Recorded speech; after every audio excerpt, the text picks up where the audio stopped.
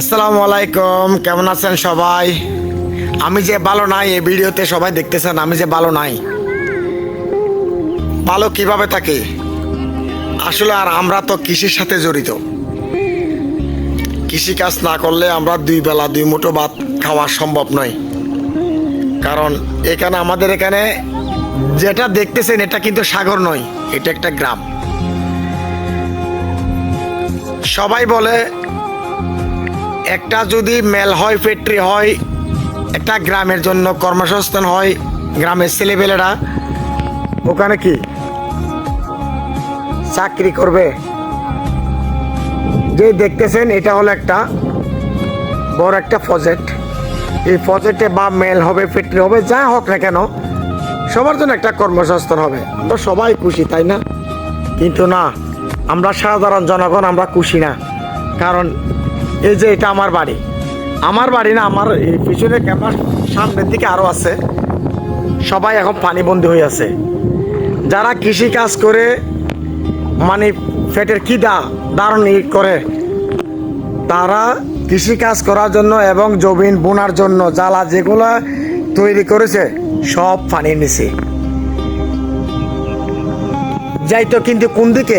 এই যে প্রজেক্ট তারা করছে এখানে কিন্তু দুই তিনটা ফট ছিল, মানে কর্ণফুলী সাগরে পানিগুলো যাওয়ার জন্য।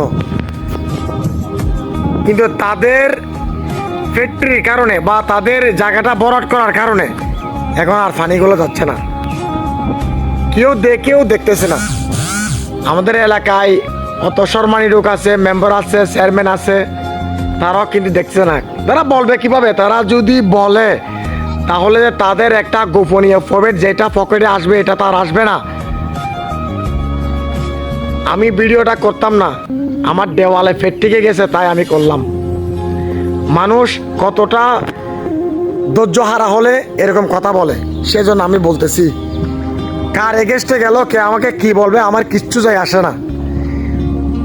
দেখেন এখানে পথ নাই, সব লাগতেছে আমি একটা সাগরে দাঁড়িয়ে আছি। একদম মনে হইতেছে আমি একটা সাগরে আছি, কিন্তু না, এগুলো সব কৃষি জমিন।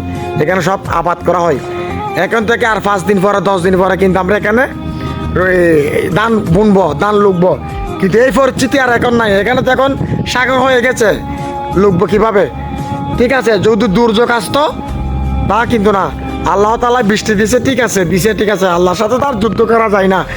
কিন্তু যাওয়ার জন্য বৃষ্টির পানিগুলো যাওয়ার জন্য তো একটা পথ ছিল, পথটা তারা বেঁধে দিছে। বেঁধে দেওয়ার কারণে আজকে আমরা গ্রাম প্রত্যেকটা 7 নম্বর ওয়ার্ড, কর্ণফুলী, চট্টগ্রাম, জুলদা 7 নম্বর ওয়ার্ডে মানুষ আমরা এতটা পানিবন্দী হয়ে গেছি, এতটা আমাদের ফসলগুলো নষ্ট হয়ে গেছে, কেউ দেখতেছে না। দোয়া করবেন আমাদের জন্য, যেন আরো ভালো কিছু হয় আর কি।